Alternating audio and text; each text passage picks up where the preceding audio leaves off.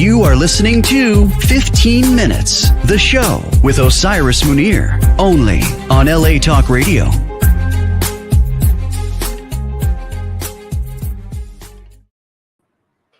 Hey, all of my kindreds out there. How are you guys? How's everyone doing? It's a little bit light rain here in LA. I'm told we are supposed to have a torrential storm. But before I go on and get into the show today, we have a great guest. Before I go on, I have got to say Miss Halle Berry in my opinion, she shut the Oscars down. She showed class, style. She shut the menopausal, the I can't keep a man, the whatever rumors out there of following her. She shut the whole thing down. She was so beautiful, and I love her.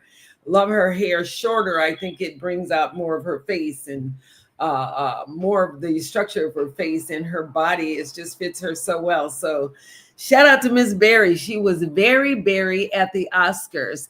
Before we go on, and she was wearing, by the way, a design by Kristen Siriano. So they both worked that presentation. Before we go on, let me announce our sponsor, Certified Senior Real Estate and Probate Specialist Kevin Pike of Coldwell Banker. If you're going to reach out to him and his nice little face, 818-571-1508. Again, Kevin Pike, Coldwell Banker, Senior Real Estate and Probate Specialist, 818-571-1508. So, how many of you out there remember this handsome, dashing actor, producer, director?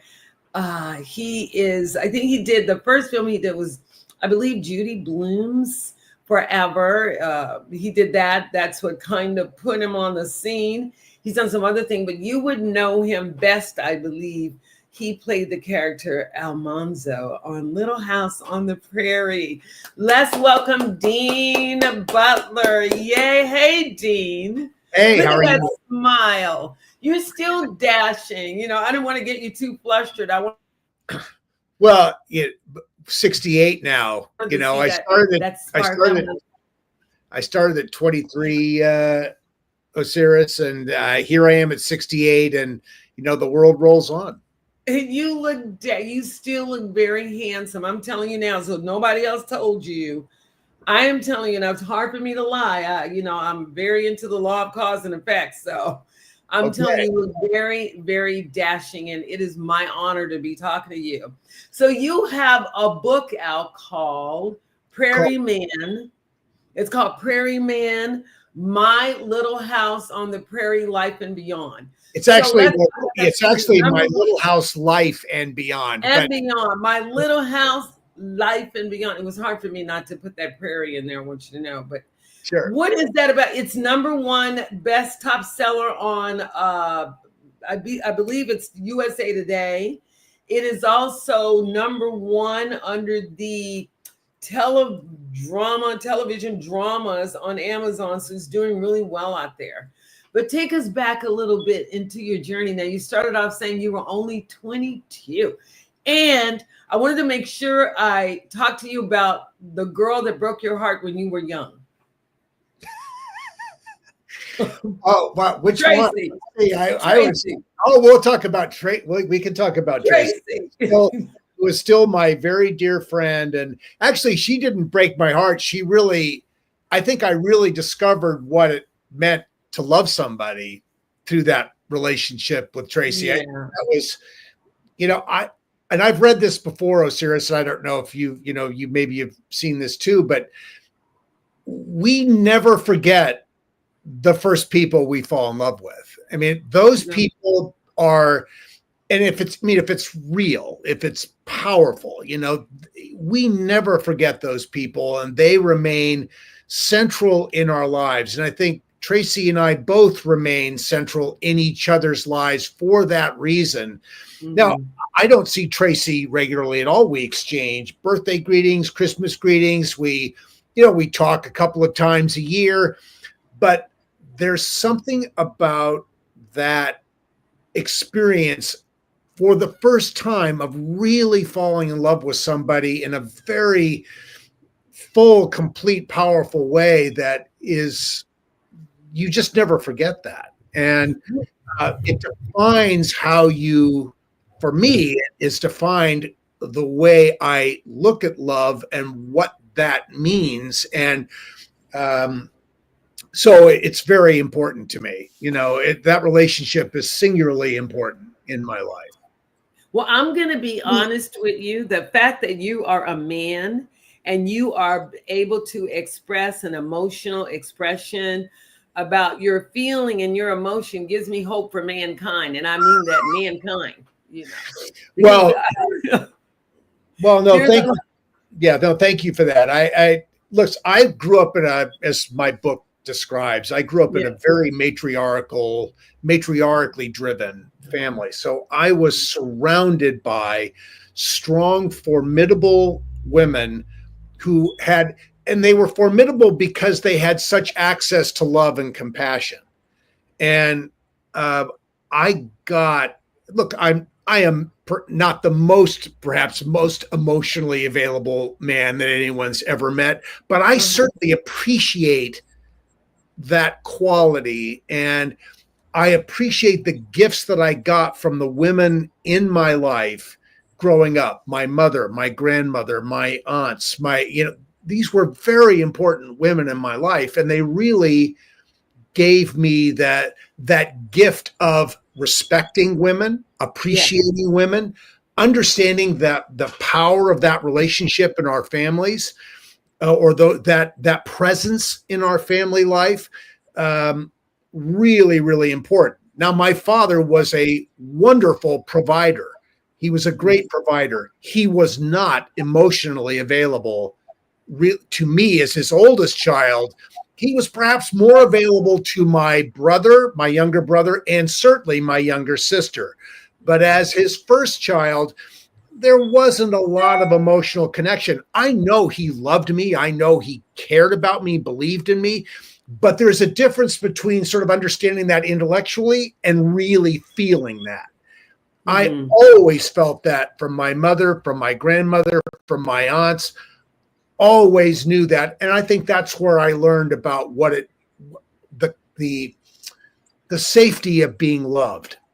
No. That's where I really got that. It was certainly not from my father. I know he loved me, but it was never really safe.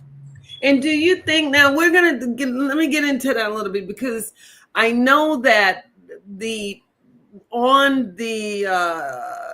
I know with Judy Blooms Forever, I believe that you were with Stephanie Zimbalist. Is that where she was? Right. And then what drove you to bring the family that you gathered in on Little House on the Prairie and starting up with those women as your vocal point, taking you into TV and film? What drove you to make those people your family? And did that interfere in your actual family life? I mean, because, television is all like 24/7. You're with these people more than your own family, your own children, your own, depending on what you're doing, what kind of film, the length and time. Right. What happened? How did you mesh those two worlds and make them balance? So Little House was a very family-oriented program, and it was as television goes in its time, and maybe now as well, Michael Landon very much believed in family, and he wanted families to be able to spend time together. So we were not doing the kinds of 14, 16, 18-hour days that were so common in television in those days. We were working 10 hours a day, and people got home. Michael was able to shoot the page count 6, 7, 8 pages a day in 10 hours. He was committed to that. So his big thing is he wanted families to be home for dinner. Now, I wasn't married in those days. So I was a young guy. I was 23 to 28 years old.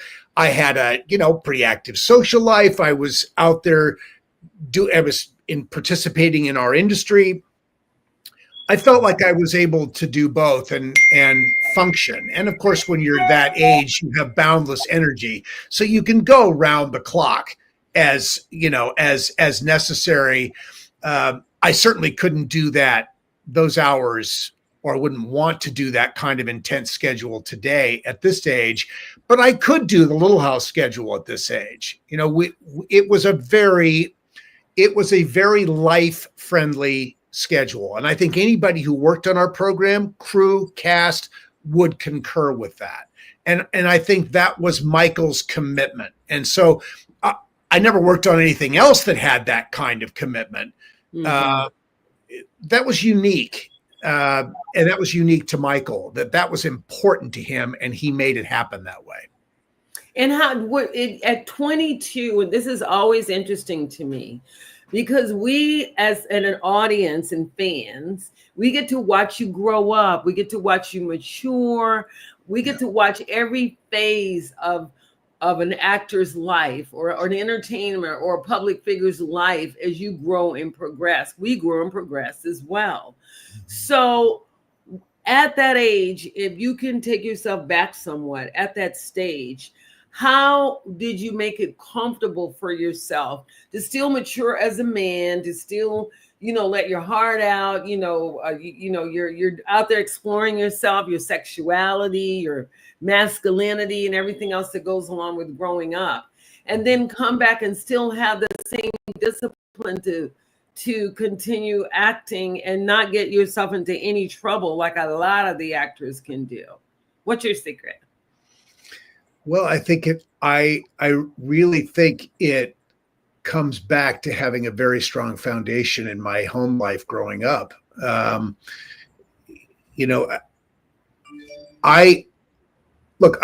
don't know that I really fully knew who I was at 23 years old. I mean, I don't know a 23-year-old who does. I think I always felt like when you're in your own self and you're looking out around you, you always feel like everybody else has it more together than you do. I mean, you feel like you're lost and everybody else seems to be okay. I think we're all, as young people, we all struggle to know who we are, what we are, how we fit into the world. But I think for me, my family life, the values that I grew up with, gave me a core set of beliefs about who I was, about how to be in the world, how to behave in the world. That was really, really helpful to me. I knew how to shake somebody's hand and start a conversation. I knew I could sit down at a table and have a meal with somebody and have decent table manners. I knew how to carry on a conversation. I knew how to meet people because I'd been raised on how to meet and engage with people. And I think that that's altered and varied through the years. Yes. It's expanded through the years, but at the core, I'm the same. I'm dealing with people the same way that I dealt with people many, many years ago. Now, I think my views about the world about how I fit into the world have altered. I think I am far more moderate in my perspective about the world. I think the world is a far more nuanced place than what than it has ever been before as a kid. Yeah. I think I'm far more forgiving and accepting of the just the range of people and experience, because I have experienced more. So I understand I am not nearly as certain about anything as I was at 23. Really? Yeah, no. Look, I was Alex P. Keaton as a 23-year-old. Yeah. I was a very conservative kid. I was button-down shirts and ties and really. Oh yeah, I was all of that. I am not nearly as buttoned up as I was. Now I'm not nearly as buttoned up as I was at 23 years old.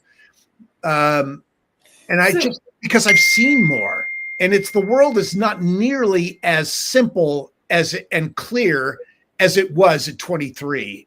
Now, I don't think I was accurate at 23, but I thought I knew what it was. We all do. It's not nearly as obvious to me now. We live in a much more complex world than I imagined it was as a young person. Yes, absolutely. Yeah. So let me take you back a little. How did you meet Stephanie Zimbalist and Do Forever? And what is the door that led you into, I'm going to be an actor? Because you mentioned, which I love, thank you.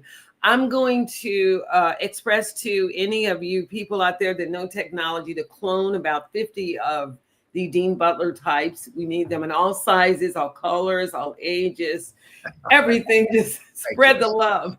But what is the door that led you into acting in the first place, with those kind of women being supportive in an emotional way? Well, I think like so many young people, I needed to find a space where I could excel. I felt like, all young people we all, at any age, we all need to find acceptance. We all need to find the place or the thing that we do that resonates for us and for others around us. I mean, I think that was really important to me, to feel accepted. As a young guy, you want to do it. The first place you think you want to do that is on the athletic field. You want to do it on the basketball court. You want to do it, you want to do that someplace that has currency when you're a kid. The fastest runner, the best player, that's the stuff as a young guy that is the currency of acceptance.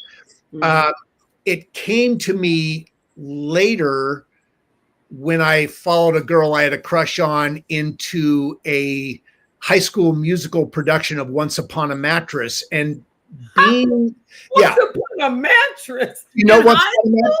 Yeah, do you know Once Upon a Mattress? That show? Carol Burnett made Once Upon a Mattress a huge hit in 1959 on Broadway. It's the story of the Princess and the Pea, basically. Oh, but the way it sounds. And you said high school. I'm like, wait a minute, that sounds like a little. Yeah, no. Once Upon a Mattress is a very fluffy, light, fun, musical theater production set. It's it's the Princess and the Pea. I mean, Carol Burnett was the diminutive Princess Winifred the Woebegone. Right. Yeah. And so as big and brassy as she was, she couldn't sleep on a mattress with a pea underneath it. It was too uncomfortable for her. Anyway, it's a really fun story. I had a crush on our high school actress who was playing Winifred the Woebegone. I followed her into that theater, and there was something wonderful about being on the stage and being in the light and feeling the energy of an audience coming at you, that I never felt. There was no activity that I had been involved in as a kid that where I felt more accepted than I felt there, not only by the people I was on the stage with, but by my peers who were in the audience watching. Now, look, I was just a member of the chorus. I didn't have any big part in this, but it was magical to feel that energy. There's something, anybody who's been, had the audience on the other side of the footlights and felt that energy that can come out. Yes. It's very powerful. And in that exchange that happens between an audience and a performer, yes. There's a real communication that's taking place there. And it was a very exciting communication for me. And so I knew at that moment that I wanted to pursue this. So I pursued it through the rest of high school and then went on to college and started working professionally in San Francisco. There you go. In commercials, in small parts. And that work led to the meetings with a wonderful director named John Cordy. Actually, it started with a a wonderful casting director named Mary Goldhammer. Mary Goldhammer, that's right. Who was in her early days as a casting director. She went on to cast Amadeus and Alien and a woman casting to. Yeah, no, she was really a wonderful casting director. Sounds like and she sat with me in this meeting in my agent's office in San Francisco. Ann Brebner, who was really like the ultimate agent in San Francisco during those years, if you were pursuing this professionally. And I sat with Mary and we talked, and I read for her, and she said to me at the end of it, this would be 1,000,000 to 1 shot for you to get this, but you're perfect for this, and I'm going to push for you to get this.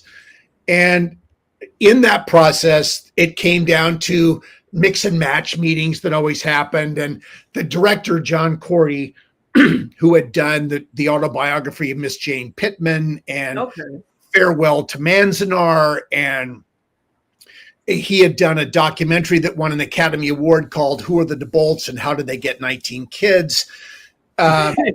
He was a wonderful director. Anyway, he called me before these mix and match sessions. He said, I want you to go to San Francisco Airport and pick up Stephanie Zimbalist and drive her to these meetings. I want you to get to know her a little bit before you go on camera with her. Mm-hmm. And that was really that's what happened. That was really a gift.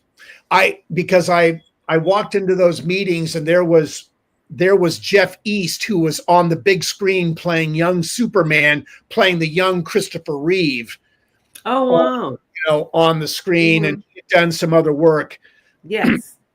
But I had spent time with Stephanie in my little yellow Volkswagen Beetle, driving her from SFO. I was just talking about a Beetle. Beetles were so cute. That was the thing to have. If you really didn't have money and you couldn't afford a full-blown, if you got a Beetle, everybody thought you were so cool, because you got a Beetle. What? Yeah, I don't know if everyone thought I was so cool. I love this little car. It was a bright yellow. They were yellow with the big bump. It was great. It was great. Anyway, I got to know Stephanie in that ride, and we read well together, and it worked out. And Stephanie was wonderful to work with. That whole John Cordy was a wonderful director for anyone who was doing their first big thing. He was so kind and supportive, and I really learned the process from him and working with Stephanie. She was very gracious, and a young actor named John Friedrich played my best friend in the movie. And another young actress named Beth Raines played Stephanie's best friend. Diana Scarwood was doing her first big part in this. I mean, Diana Scarwood went on to have a wonderful, Mommy. She was wonderful in Mommy Dearest. Okay. After that, I mean, playing Joan Crawford's daughter. Is she the one that played Joan Crawford's daughter, the one with the blonde hair that was? Yeah, that's Diana Scarwood, and she was spectacular in that. She was amazing. And she didn't have a big part in Forever. It was a small part, but you could see she had something. She was really strong. And it was all shot in the Bay Area. In Mill Valley. It was a picture postcard. It was a beautiful little film setting. And that brought me to Los Angeles. And Stephanie introduced me to her agent, Ina Bernstein at ICM. Ina signed me. Ina told me very shortly into our relationship that and I think she got a bead on me right away. She said, if you ever get a chance to work on Little House on the Prairie, you're going to do that, because this is a great program. She told me she cried I'd never watched Little House. She told me I never watched. You were on the show and never watched the show. No. I watched it a lot. Oh, you mean before? But I had never watched it before I got it. Oh, okay. I was like, what? Yeah, I knew who Michael Landon was. Everyone. on the planet knew who He Michael was Landon handsome. was. Gosh. But I had never seen the show. You know, it was directly competing with Monday Night Football on ABC during those years on the West Coast. I wasn't going to flip out of a third quarter of a great game to watch Little House on the Prairie on Monday night. It just wasn't going to happen. So, but I knew who he was because I'd seen promos and I'd watched Bonanza. And so, and Ina just assured me that Little House was a beautifully done program, you know, beautifully written, beautifully shot, directed program.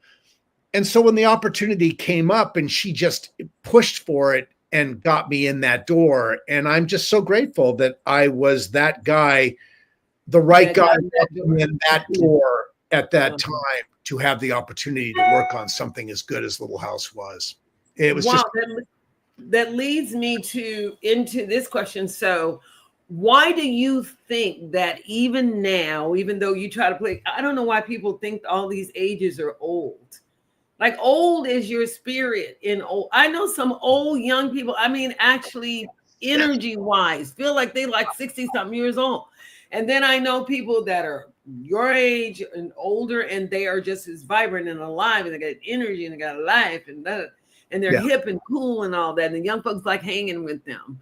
But when I don't think that's me, Osiris. I've never been hip and cool. That is so not who I am. But no, I mean, hip and cool in the way of what you know, what you can share, how you can enlighten someone as to, you know, something they might be going through. Maybe they're 22 and just got their first gig, and you know they don't have anybody to talk about that. Yeah, I could talk because they're isolated. But it leads me into, why do you think that even after all of this time, Little House on the Prairie still kicks butt? People still talk about Little House on the Prairie. You guys are on a tour. I think you're celebrating your 50th anniversary or of Little House on the Prairie. Interesting, like 2024 was the actual 50th anniversary of Little House, but it's continuing on in 2025. But what do you think the magic is? I think the magic is that Little House touches sort of archetypal truth about human beings, about relationships, about family and community. And I think Little House it offers foundational truth about people. And it gives you the opportunity to decide who you want to be. You can decide to be, you know, it gives you positivity, and it gives you people who are perhaps not the best examples of how to be, but it allows you to choose who you want to be. And I think most people will choose goodness over not being good. And I think beyond that, Little House showed how people can gracefully overcome or choose grace as a way to overcome the enormous challenges that people face, whether you're living in Walnut Grove in the 1880s or whether you're living in Los Angeles in 2025, anywhere. We have choices that we can make about how we want to behave in the world, how we want to occur. And I think Little House definitionally inspires people to consider the most positive ways to live in the world. And I think Michael Landon had a very strong sense of what goodness looked like. Right. And that sense of goodness is universal, and it moves through time. You could be 100 years ago or 100 years in the future. Goodness is goodness. And we know what it is when we see it, and we know what it isn't when we see it. And I don't think, frankly, Osiris, I don't think that has ever been more important than it is today. I was just thinking the same thing. The whole family structure, the whole nurturing that a child is supposed to receive when they're growing up has just kind of moved into, I don't know what's going on now, but that whole thing where there is someone there, whether whoever it is, that nurtures the child and makes sure the child is developing in all those ways that are necessary to be able to function in a real world as a full grown adult, which is what's supposed to be happening. Yeah. So in Little House on the Prairie, and talking about Michael Landon, was he coming off of Bonanza when he did Little House on the Prairie? So he was coming out of that whole thing. How was he on the set with all of you guys coming from four brothers, and they're all the big, rough, tough guys, and the dad, and all of that, to now I'm in a family unit with Melissa Gilbert and, and little Lamonzo, And I think, oh, by the way, I want people to remember that Little House on the Prairie was a series of books by Laura Ingalls. Is that correct? So Laura Ingalls Wilder wrote these books beginning in the 1930s. Mm-hmm. They have sold over 60 million copies since the 1930s. They've been translated into 40 languages. They have been a very, very successful set of books and I think one of the things that's unique about the books, Osiris, is that this was one of the first sets of books written for young people from a young woman's point of view. And this was a really important, this was revolutionary in its time. And at the time that the books came out in the 1930s, America was descending really. I mean, look, we talk about, the Great Depression beginning in 1929, but America really didn't descend into the depths of the Depression until well into the 1930s, when things really, really got tough. The publisher, Harper and Brothers, read the Little House books and saw something very inspiring in what was being written, and thought that young people who were struggling in a very challenging time in America would appreciate reading the story of a young girl growing up in a simple family with really very little around her other than love, really love in that family. Mm-hmm. and support in that family, but there wasn't a lot of material success in that family. And I think that they reasoned that young people would benefit from the inspiration of seeing that they could be okay. Later, at the end of the Second World War, the United States State Department translated one of her later novels called The Long Winter, which was about a devastating winter that the family lived through, when there was no food and people they'd run out of coal, and they were burning hay that they were twisting with fire. And this was translated for the Japanese following World War II. Wow, that's interesting. To give them the sense that they could overcome a horrible winter of sorts that they were experiencing from their defeat in the war, that there would be another day, that it could go. Well, the Japanese fell in love with Laura Ingalls Wilder and the Little House books because of that. The Japanese have been some of the, as a culture, have been some of the most ardent lovers of the Little House books and the Little House series as well. And just like you said, it's so timely now. And I believe that, maybe they'll do a little bit of extra push or something, because right now that is so important for everyone to know. It's okay to mix and mingle the structure of a family, but once you know what the structure is, not like we don't have a structure, we're going to do all these mixing things without structure, but with structure, then you have the foundation together to move forward. But back to my question about how were all of you able to work with him? And how old was Michael Landon when he did Little House? He had to be really young, like what, in his 30s or something? He was in his 30s. He was in his 30s. So he was still a fairly young man. So how was it taking him from that rough, tough, I'm a man kind of man on the prairie? I'm a shoot 'em up cowboy in Bonanza to being a poor dirt farmer. Yes. Little House In on the Little House on the Prairie. Was it awkward at first for you? Anybody, or what happened? Let me know. I think Michael was so comfortable with. Okay. Michael was so comfortable with what he knew.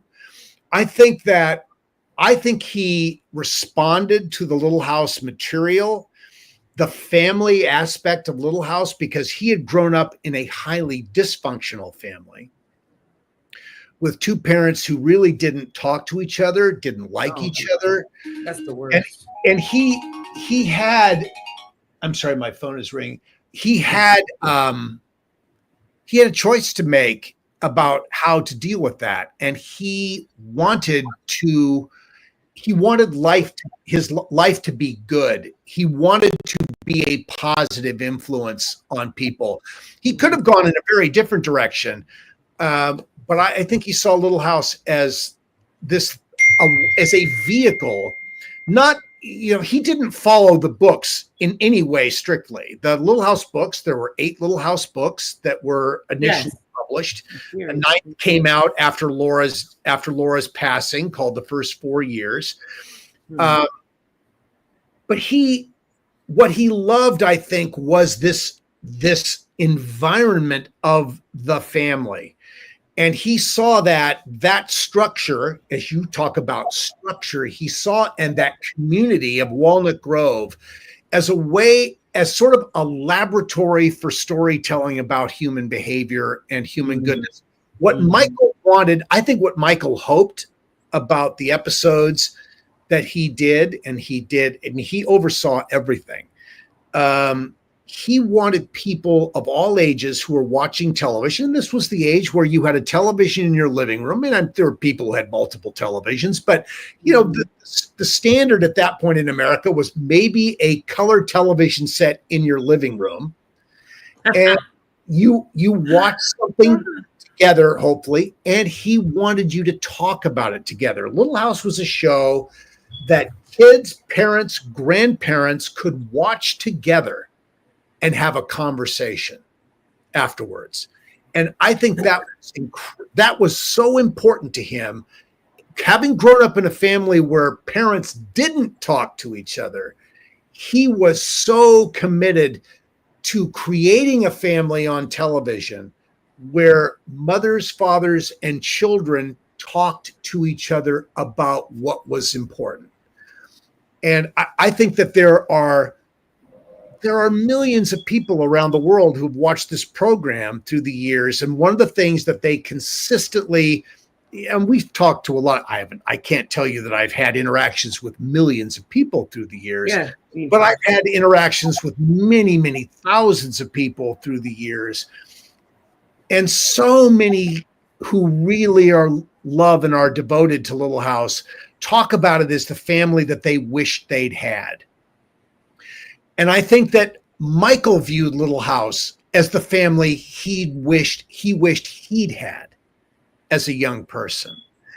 And I think that desire drove a lot of what he did with the program. And, Michael has consistently been voted as one of television's all-time great fathers. And Karen Grassley has been consistently voted as one of television's most beloved mothers.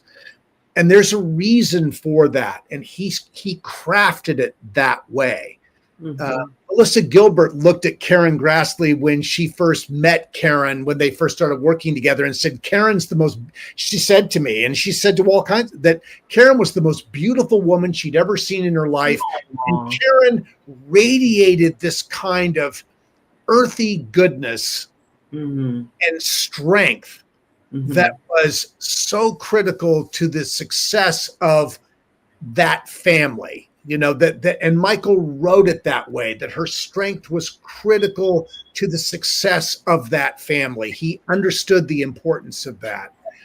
And I also want to say, wasn't it out around the same time as All in the Family and Archie Bunker? So It was the networks were doing a political thing between the guy that's the dick for a dad, he loves his family, but he's got real strong opinionated. The mother can't convince him, the kids. to the lovely Little House on the Prairie and their lovely integrated family. So can you see the irony in those two shows and how they were trying to pit the good family against the bad family, so to speak? Yeah, I think, and we were always compared to the Waltons, which was set during Depression era America in the in the 1930s and 40s in Charlottesville, Virginia. It was those, we were the two programs, and the Waltons came on first. Little House may have been NBC's response to the Waltons. And I think both shows touched a really nice core set of family values. And there were lots of family shows, but I think the networks were in the midst of shifting what it meant to be a family at that time. It wasn't Father Knows Best anymore. It wasn't Make Room for Daddy. It wasn't that. It was what was coming out on television was a little bit edgier than that. And certainly the comedy was a little more wisecracking than it was. All in the Family was All in the Family was a defining comedy looking at American values. And I think it was done with, we all learned a lot about America. All in the Family. Yes. I mean, if that was appointment television on Saturday nights at 8, that was a big, big deal. You gotta watch All in the Family. Yeah. See the writing, and then what I like about some of the shows, and you can attest to this, is the writing, the writers, how they were able to follow the times, but at the same time push beyond the times, so we could get a little bit of people what might be coming. You know what I mean?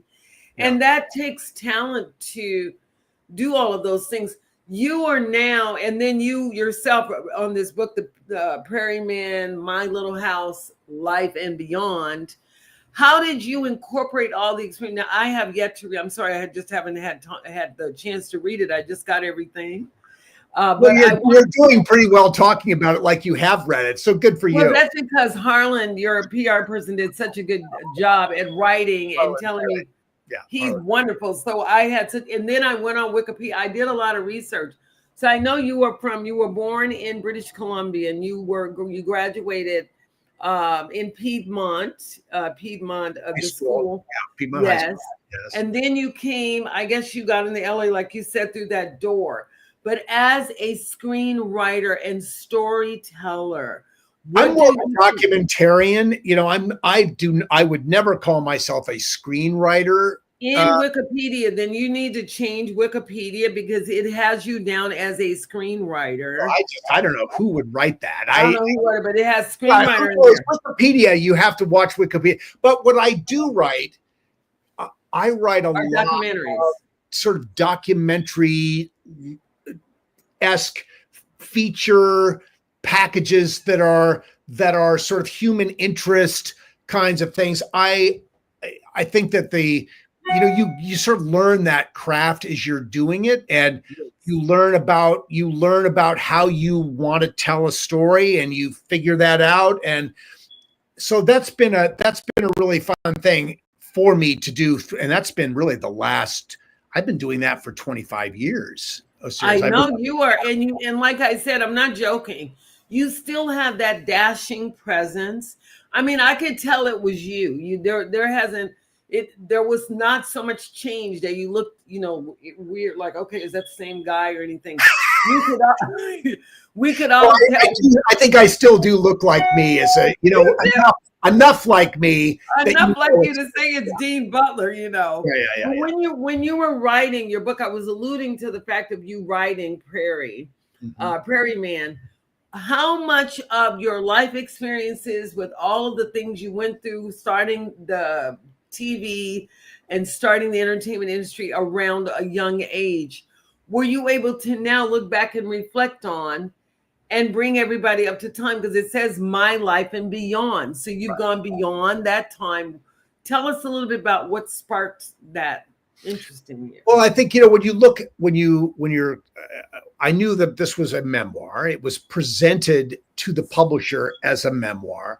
So there had to be a core to it. And look, the decision to do this now was really precipitated by the fact that Little House was celebrating its 50th anniversary in 2024. So many women in our cast had written memoirs. No men had written them. I reasoned that the 50th anniversary of the series was the opportunity to do that. And I also knew that it needed to, and look, it's a book for fans of media more than anything else. I mean, there's life stuff. I've talked about my family. I talk about growing up. I talk about first love. I talk about other loves in my life, hopefully respectfully. And I do that, but it's the core of the book is my sort of more public life. And everyone has a story to tell about that. And I thought that, I needed to expand, give a full picture. Now, interestingly, I've just sold a second book, really? which I'm going to be starting to write. And it is called, the working title of the book is called Living the Prairie Way, which is all about, look, all of us who have written books about that are part of Little House, prairie is always in the title. It's a key word. It's a key. We got to use prairie. Yeah. You got to use prairie. So Living the Prairie Way, and it's all about, it's really going to be all about values. More, it's less. I mean, obviously my life experience will work its way into it. There will be lots of connection to episodes of Little House and the values that those episodes taught and how those values translate to our real life, the society we live in today. I think, again, coming back to something we talked about a few minutes ago, Osiris, I mean, I think the challenges our culture faces today have never been, in my lifetime, have never been as intense. Now, other people may have different takes on this, but I really feel like, with so many people talking about this, we really are at a tipping point in our culture. And I feel really strongly that I want to be a voice for fundamental goodness, decency, acceptance. This is really, really important because our world is marching on. We're not going back anywhere. No, we are always going forward. And we have to find a way to deal with each other as we move forward in a way that's graceful and decent and kind. I mean, I just think that's really, really important. To me, that's a very important message. So that's what Living the Prairie Way is going to be all about. I love that, though. So I would be interested. I'm going to go on Chat GPT, and I'm going to put prairie in. I'm going to put Little House on the Prairie, and you would be surprised the accuracy of what they have to say. I was shocked at what they said about me. I'm like, I'm nobody, and you're on. They have this big thing to say. I'm like, wow. But it's really interesting to find out how they view authors, the people that are writers, actors, and things like that, and what Chat GPT. Just so you guys, it's a lot of fun to see what they can generate about what they think about you and the ideas in general of what they say. Well, I mean, Chat GPT just is able to look at everything that's ever been written about somebody. Anybody. And able to, yeah. And if something's been written about you, you can be searched on, you can ask ChatGPT to tell you, but ChatGPT is synthesizing a lot of information and weighing that information and able to, look, it may not be completely accurate. I look at ChatGPT as a really nice foundation to begin exploring an idea. I would never take something that comes out of ChatGPT and say, this is it. No. I mean, I haven't seen that, but there's a lot of interesting synthesis that ChatGPT can do. And this is what makes it so powerful, is it's a wonderful starting point. It's interesting. Yeah. It reminds me of I'm a real sci-fi watcher, so I watched all the Star Trek things. Remember Nomad? The one said, "My name is Nomad," and they challenged the computer. Said, "No, I'm your creator." It's like, "No, I'm the creator." It was so funny, but that's kind of what Chat GPT reminds me of. Before we go, our time is short. It's getting close for us to go, and I'd love to continue to talk to you. And I'm sorry we didn't have a little bit more time. I'm stretching it just a teeny bit to give you a little bit more time to talk. But I've got to give a shout out to, once again, to our wonderful sponsor who makes this all possible for us. Kevin Pike, Coldwell Banker, 818-571-1508. He's a senior real estate. Look at that cute little handsome face. Well, I thank you, Kevin Pike, for supporting the program. Yeah. Oh my gosh. Really, I'm able to bring on people like you, and I say this all the time. I'm really not interested in the new Hollywood as much as I'm interested in that old Hollywood, the kind you had real stories and wasn't so much the negative. You didn't really find out a lot about people until they died, and it made it interesting. Like, wow, they died, and then all their secrets came out, and so you had something to talk about even after they. Now there's nothing to talk about. Just like, okay, because everyone's spilling the tea all the time.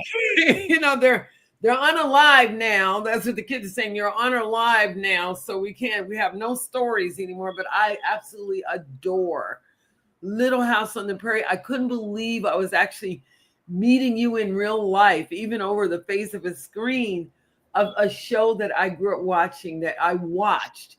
And I know who the people are in the show and what they did and the kind of effect it had on us and how much hope it gave for us little kids out there that didn't have much, that there were families that could still survive even though we didn't have anything. And I think that's what Little House on the Prairie did for me. Well, I think that you are not alone there, Osiris. I think a lot of people got that messaging from Little House. And I think you've referenced it through our conversation. It's vital that people feel like they have some foundation in their life to step forward. And Little House is one of those special programs that offers that to people.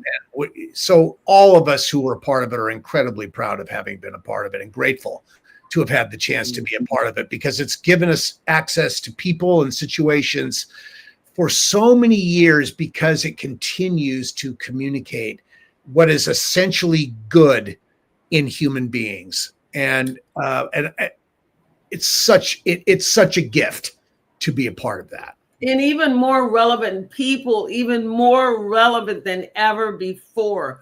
We have got to go back, and I don't mind the future. I like the future, actually. But what we need to do is also hold hands and pick up some of the old as well, so that we can still have something that is familiar enough that we can see what the future actually looks like from coming from that kind of place. But before we go, I'd like to again thank our wonderful, amazing, still forever dashing Mr. Dean Butler, author, writer, and documentary maker, Prairie Man, My Little Life and Beyond. He has another book coming out. We're going to support you. Give us your social media tags so we can find out where we can find you and follow you and keep in touch. Well, you can always follow me at Official Dean Butler, all one word, on Facebook, Instagram, and TikTok. And that's where I am. If it doesn't say that, there's so many imposters out there. It's amazing how many people want to pretend that there's somebody else. But that is me officially, Official Dean Butler. Okay, we love that. Official, he's the real deal. Official, no cloning, no faking. No. He's not a Chat GPT image. No, I'm not. No, he's not a 3D Chat GPT image of me. But that's. Have you seen the 3D print of yourself? 3D print. It's incredible. Anyway, that's been our show for today. Thanks everyone out there for watching. Please support, like, subscribe, and share. I love you. My word for liking you, because you're brave, beautiful kindreds out there. They keep pushing forward despite all of the things that we're experiencing right now in modern day times. And I love you because you watch and you listen, and we all are learning and educating ourselves all at the same time. Don't forget to smile. It works wonders. And we'll see you next time. Thanks, Sam Hassan and LA Talk Radio, for letting me do my thing and letting me shine. I'll talk to you later and see you next week. Bye-bye. Bye, Dean. Bye. Bye. Thank you. You are listening to 15 Minutes, the show with Osiris Munir, only on LA Talk Radio.